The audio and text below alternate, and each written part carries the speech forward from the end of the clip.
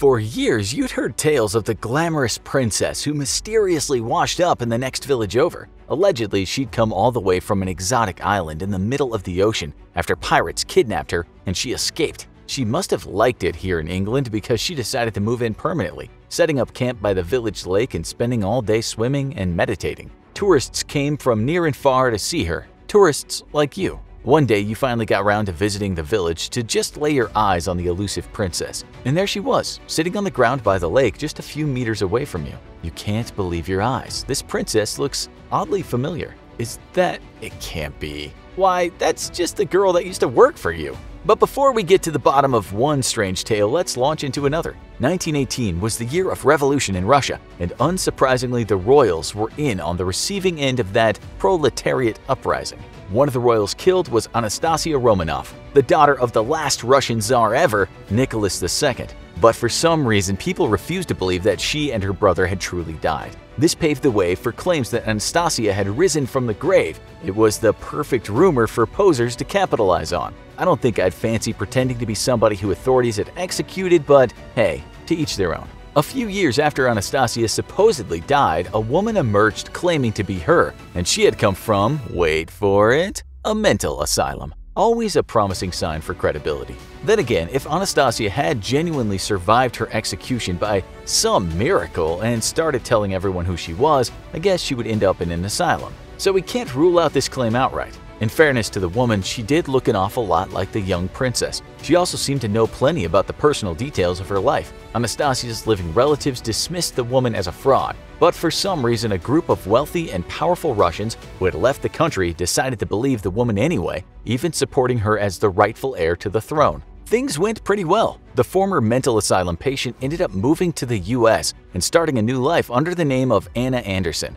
Naturally, she made no effort to actually become heir to the throne or reunite with her family, but she did inspire various books and movies. Well played, Anna. Eventually, the wonders of science put this absurd theory to the test once and for all. A DNA test carried out after the woman's death confirmed what, apparently, the ability of a family to recognize their own relative couldn't. Anna was Anastasia. Shock! Horror! So who was she? That nobody truly knows. It's pretty crazy to successfully pose as a royal for most of your life, but not as crazy as pretending to be a royal from a place that doesn't exist. In the early 19th century, there was a man called Gregor MacGregor, and I guess he had a bit of a chip on his shoulder from having such a stupid name. Poor guy. So he told everyone in London who'd listen that he wasn't just some dumb Scotsman whose parents hated him, but he was in fact the prince of a mysterious country called Poyais. By mysterious, I mean that nobody but Gregor knew anything about this country and whether it actually existed. The things people got away with before Google Maps. According to Gregor, Poyais was a small country in Central America with fertile land, lovely people, and even a working government. Weird that nobody had ever heard of such a prosperous nation. Oh, and they called the princes of Poyais like Gregor caciques. It's all about the small details. The cacique even produced various maps, drawings, and writings about his homeland to prove it was real. Seems legit. But Gregor wasn't just doing this for the fun and games. He was a savvy businessman with a plan. Once he convinced Europeans that Poyais would be the perfect country to visit and invest in, he sold them land. Damn, he was good. We can only assume that he dug himself into a bit of a hole and things escalated too far for him to control them, because eventually his investors decided to actually head across the Atlantic to begin their ventures. Gregor said nothing, maybe hoping they'd die on the perilous journey. The investors arrived in the jungles where Poyais was supposed to be, and many died of local diseases. Tragic for them, but very handy for Gregor. He fled to France and tried his luck at the same swindle a second time, only this time around he was promptly arrested. It's all very well making some dollars or fooling people, but imagine creating a delusion so successful that it actually landed you the throne. That's what the man known as False Dmitri I managed to achieve. Let's go back to Russia. This time, in the 17th century, the infamous Ivan the Terrible had died, and challengers to the throne had assassinated his son Dmitri. Fyodor I, the son of one of Ivan's favored leaders during his reign, was ruling as the Tsar of Russia. Luckily, Russia's royals have a useful tendency to rise from the dead. Some guy in Poland turned up out of nowhere one day claiming to be Dmitri. Apparently, he'd fled from his captors before they could murder him. Convenient. Amazingly, when the supposed Dmitri arrived in Russia, the public actually believed his story. His speeches charmed them, and against all odds, he assumed power. In 1605, he became Tsar. Unfortunately, false Dmitri just couldn't resist taking things too far. Instead of going about his reign quietly to avoid arousing suspicion, he decided to go about implementing all kinds of radical reforms and policies, like restoring a day where serfs were allowed to move to another lord. He even had the audacity to marry a woman who didn't convert to Eastern Orthodox religion. This angered elites and eventually led to his downfall. He was overthrown and killed in less than a year. Confusingly, false Dmitri I was followed by a false Dmitri II and a false Dmitri III, who were also pretending to be Ivan the Terrible's son. Together, they're known as the Three Pretenders. But it was only the OG false Dmitri who actually managed to achieve power. The Russians aren't quite that gullible.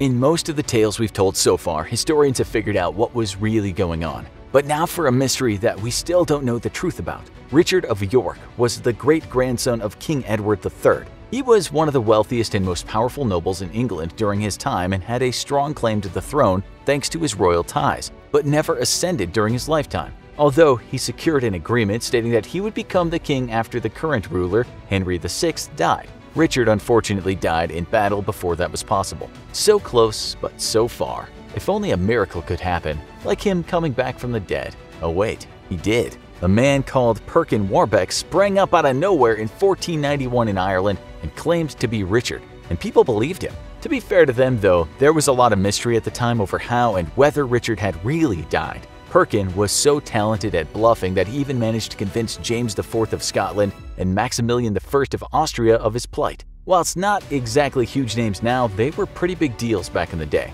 Fast forward a few years and Perkin, or should I say Richard, had an entire army consisting of thousands of people. He was ready to take back the throne that was rightfully his, supposedly. Actually, he came pretty close, but just as he was about to battle the king and his forces, Perkin decided to flee. Imposter syndrome is a bitch. Taking the coward's way out didn't do him any favors either, since he ended up being captured and hanged anyway. But listen up, because this is where things get juicy. The only evidence we have that Perkin was an imposter comes from Henry VII himself, the king at the time who was almost dethroned. So some historians have suggested that the so-called imposter could have actually been the real Richard of York after all. Crazy stuff. Now we're back to Russia again, the prime location of royal wannabes and scammers for an even weirder story. Catherine the Great is one of Russia's best-known rulers and its longest ever ruling female leader, but she was almost usurped by a cunning look-alike. Well, kind of. Peter III was the Emperor of Russia preceding Catherine before he was deposed. He was a pretty unpopular guy, and there were various conspiracies over his death. Some said his own wife, that's Catherine herself who went on to succeed him, led an uprising against him that resulted in his assassination. Others said he had a drunken fight with his brother while he was captured by uprisers and died that way. Either way, he suffered a cruel betrayal by those closest to him. The mysterious circumstances surrounding his death provided the perfect opportunity to claim that he'd never died at all. A former Russian soldier called Yemelyan Pugachev had the blessing and the curse of being the spitting image of Peter. One day he presumably decided, what the hell, might as well see where using the identity of the former ruler could take me, and that's what he did. Turned out it would take him pretty far because of plenty of people that got behind Yemelyan, and it resulted in a huge peasant uprising, one of the biggest in Russian history in fact. Yemelyan promised to give the people what they wanted, an end to the feudal system that was keeping many peasants poor. He managed to take control of a good chunk of Russian territory between the Volga River and the Urals. Because the move took them by surprise, it took the government a while to respond. But eventually they began to act, and the challengers suffered defeat. Then Pugachev's own lieutenants handed him to the empress he was pretending to be the husband of, and he was executed. Oh, how the mighty fall. Now for the most bizarre tale of the video. We all know one of those people who claims to be way more special than they actually are. Well, Karl Wilhelm Naundorf was one of those people. The German watchmaker and clockmaker spent practically his entire life insisting that he wasn't just some run-of-the-mill tradesman, but he was, in fact, the son of Marie Antoinette and the rightful king of France. Right. Another daydreamer who didn't twig that the worst time to pretend to be royalty is when the royalty you're claiming to be part of are currently being hunted down and killed. Karl thought it would be a fantastic idea to head over to Paris and loudly claim he was Prince Louis Charles. Don't be like Karl. I've got to give it to him though, many people believed his tall stories, including some powerful figures and the prince's former governess. Unfortunately, nothing came of this grand show because there was literally no evidence that he was Prince Louis Charles other than the vague similarity between the two men. His supposed sister didn't vouch for him, which doesn't bode well, and he was expelled from France. But he should probably count himself lucky that he survived the ordeal with his head intact. Still, it was sort of a happy ending. Karl moved on to the Netherlands, where he was still claiming to be the prince, and nobody there knew any better, so they believed him. In case there's any doubt in your mind, a posthumous DNA test has since proven he's conclusively not related to Marie Antoinette. Amazingly, Karl wasn't the only one to attempt this feat. There were several men claiming to be Prince Louis Charles around the same period. None of them were successful. But anyway, were you wondering what happened to that princess I was talking about in the intro? It's time to finally find out. Who wouldn't be taken in by the tale of a mysterious young woman speaking a foreign language and claiming to be a princess from a faraway exotic land? Apparently not the small English village of Almondsbury. In 1817, a woman turned up who fit the above description. After using a Portuguese interpreter to figure out what she was saying, it turned out that she was Princess Caraboo from an island in the Indian Ocean called Javasu.